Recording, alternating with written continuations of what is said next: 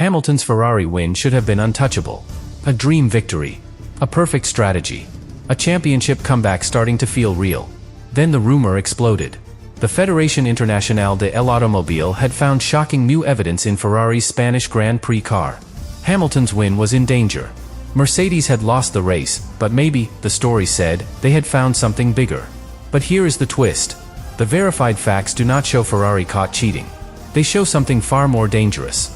Because while everyone is asking what was hidden inside Hamilton's Ferrari, the real pressure is already circling Mercedes, their front wing, and the technical questions Ferrari raised before Barcelona ever happened.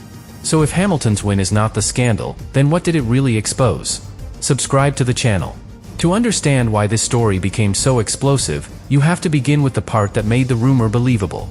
Hamilton did not just win. He won at the exact moment Mercedes looked strongest. That is what made Barcelona feel different. Before the lights went out, Mercedes had the clearest path to control. George Russell was on pole position. Kimi Antonelli was leading the championship. The Mercedes garage had the kind of confidence that comes when a team believes the race can be managed from the front. Ferrari did not have that luxury. Ferrari had pressure. Hamilton had arrived in red carrying a dream that sounded almost too perfect to be real. A 7-time world champion. The most famous team in Formula One. A final chapter that could become legendary, or fall apart under the weight of expectation. Every race without a win made that dream feel heavier. Every Mercedes victory made the question sharper. Was Hamilton still chasing history, or had history already moved on without him? Barcelona changed that question. Ferrari did not come into the Spanish Grand Prix needing a normal result. They needed a statement. They needed a race that could make the paddock stop treating Hamilton's Ferrari move like a beautiful story, and start treating it like a real threat. That required risk. And Ferrari took it immediately. They started Hamilton on soft tires. That sounds simple, but it was one of the most important choices of the afternoon.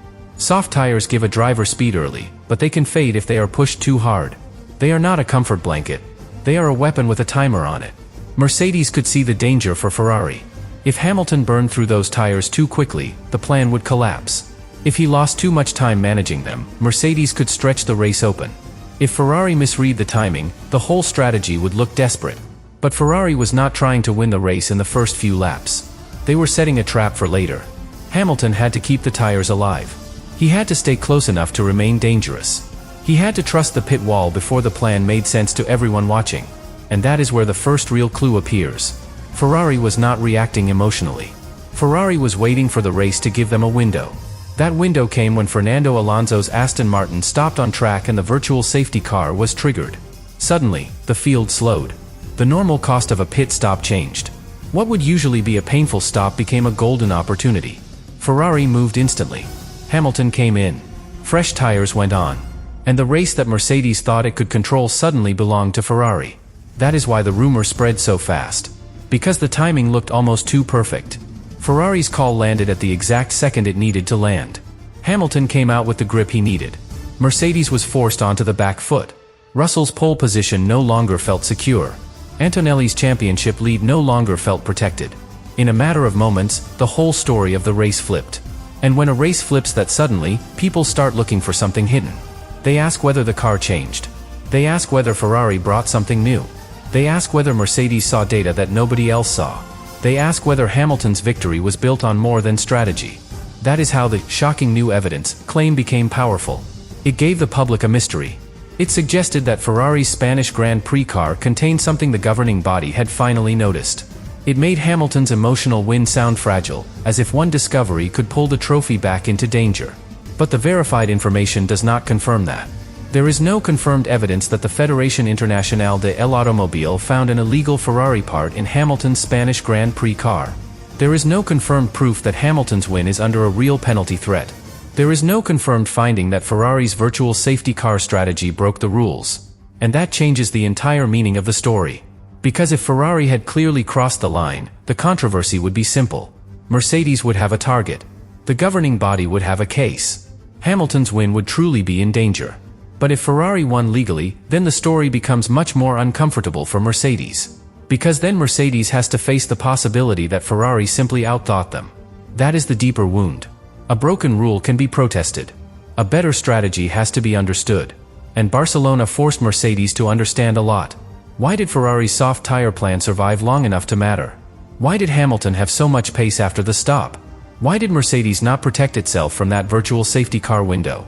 Why did a race that began with Mercedes in control end with Ferrari celebrating? Those questions are not easy. They do not point to one simple villain. They point to preparation, timing, pressure, and execution. That is why Hamilton's role matters so much. He was not just the driver who benefited from the call. He was the driver who made the call valuable. A virtual safety car can reduce the cost of a pit stop, but it cannot drive the laps after the stop. It cannot protect the tires.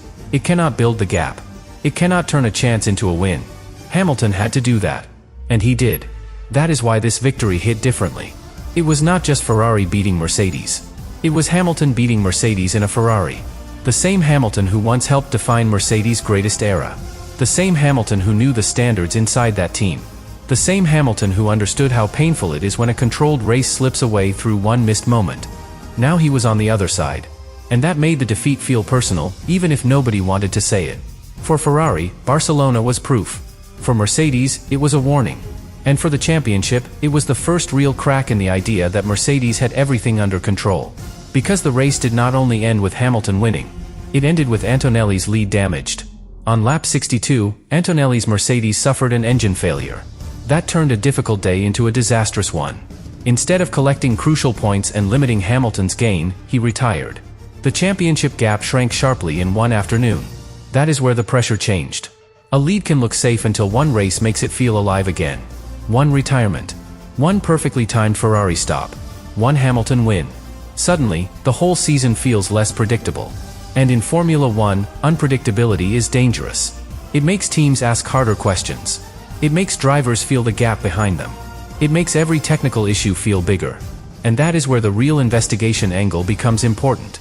Because the verified pressure in the background was not about Ferrari being caught with illegal evidence in Barcelona. The stronger verified tension was already surrounding Mercedes, especially Ferrari's questions about the Mercedes front wing interpretation earlier in the season. That means Hamilton's win did something the headline does not admit. It gave Ferrari leverage. Before Barcelona, Ferrari questioning Mercedes could be dismissed as the frustration of a team trying to catch the leader. After Barcelona, those same questions carried more force. Ferrari could now say, "We can beat you on track, and we still want answers about your car." That is a very different position. Winning changes how people listen. A losing team asking questions sounds desperate. A winning team asking questions sounds dangerous. That is why this story is bigger than the rumor. The public claim tries to make Hamilton look exposed. But the deeper reality is that Hamilton may have exposed Mercedes. He exposed that Mercedes can be beaten from pole position. He exposed that Ferrari can use strategy to change the race. He exposed that Antonelli's championship lead is not untouchable. And he exposed that the technical questions surrounding Mercedes did not disappear just because the team had been winning. That is the real danger after Barcelona. Not a confirmed penalty for Hamilton. Not verified illegal evidence in Ferrari's car.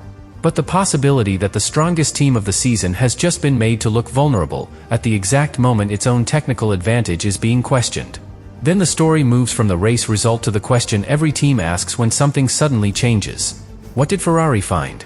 Because in Formula One, performance is never accepted at face value. A car does not simply become faster without rivals searching for the reason. If a team gains time, everyone studies it. If a driver suddenly looks more comfortable, everyone asks why. If a strategy works perfectly, everyone wants to know whether the car underneath made that strategy possible. That is why the rumor about shocking new evidence became so powerful. It gave people a simple explanation for a complicated defeat. Ferrari did not just win, the rumor suggested. Ferrari had something. Something in the car. Something Mercedes noticed.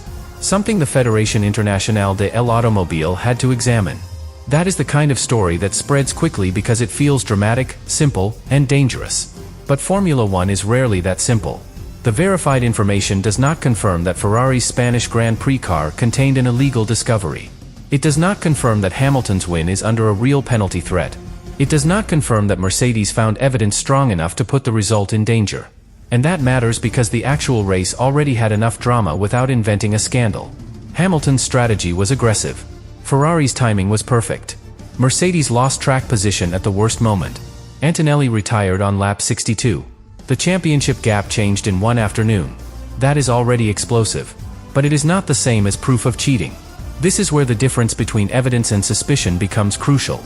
Suspicion begins with a question. Evidence has to survive scrutiny. A rival team can suspect that a car has improved too quickly. They can suspect that an upgrade is working better than expected. They can suspect that a strategy only worked because the car was suddenly more efficient than it should have been. But suspicion is not enough to threaten a Grand Prix win. To put Hamilton's victory in real danger, there would need to be something confirmed. A technical breach. A failed inspection. A proven illegal part. A formal ruling that Ferrari had crossed a line. The source does not give that. So the deeper story becomes much more interesting. Because if there is no confirmed illegal Ferrari evidence, then Mercedes has to face the possibility that the defeat was real. Not artificial. Not stolen. Real. Ferrari made a bold call, Hamilton executed it, and Mercedes could not respond. That is a frightening answer for a team that had looked so secure. It means the Spanish Grand Prix was not just a bad day. It means Ferrari may have found a repeatable way to hurt Mercedes. Not by breaking rules, but by forcing the race into places Mercedes does not fully control. And that is what every top team fears. A legal weakness. An illegal part can be removed. A penalty can erase a result. A rule clarification can close a loophole. But a legal weakness inside your race execution, your tire model, your reaction speed, or your reliability, that is harder to fix. Because it belongs to you. That is why Mercedes would study every detail after Barcelona. They would look at Hamilton's pace before the stop. They would look at the timing of the virtual safety car. They would look at the pit loss. They would look at Russell's race shape. They would look at Antonelli's failure. They would look at Ferrari's final stint and ask whether this was a one-time perfect storm, or the beginning of something worse. That question changes the season. Because if Barcelona was only a perfect storm, Mercedes can recover. They can say the virtual safety car landed badly, Antonelli had a mechanical failure, and Ferrari got its one big chance. But if Barcelona revealed a pattern, Mercedes has a problem. If Ferrari can use Hamilton's tire management to keep aggressive strategies alive, that is a problem. If Ferrari's car is now strong enough to make those strategies work, that is a problem. If the pit wall has gained enough confidence to take bold decisions under pressure, that is a problem. And if Hamilton's belief has returned, that may be the biggest problem of all. Mercedes knows what Hamilton becomes when he believes. They saw it for years. They saw how he can sit inside a race and wait for the exact moment to attack. They saw how he can manage tires without losing the rhythm. They saw how one victory can become emotional momentum, and how emotional momentum can turn into championship pressure. Now Ferrari has that weapon. That is why the idea of Hamilton's win being in danger is so tempting. It offers Mercedes an escape. If the win is under investigation, then maybe the defeat does not mean what it looked like it meant. If there is shocking evidence in the car, then maybe Ferrari's breakthrough is not as real as it felt. If the governing body steps in, then maybe Mercedes does not have to accept that the race was taken from them fairly. But the verified record does not support that rescue. It points instead to a legal Ferrari strategy and a separate Mercedes-related regulatory dispute. That separate dispute is the part most people miss. Ferrari had already raised questions about Mercedes' front wing earlier in the season. The concern was about whether Mercedes had found a clever interpretation of the new aerodynamic rules, especially around how the wing might behave at different speeds. This is not a small issue. The front wing shapes the first contact between the car and the air. It helps decide how the rest of the car works. It can influence balance, tire wear, corner speed, and how much confidence the driver has when turning into a corner. A tiny change there can affect everything behind it. That is why Ferrari's questions were serious. They were not random complaints. They were part of a larger technical fight over where the legal line sits in the new rules. And after Barcelona, Ferrari's position in that fight became stronger.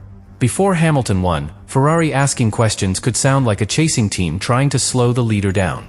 After Hamilton won, the same questions sounded more dangerous.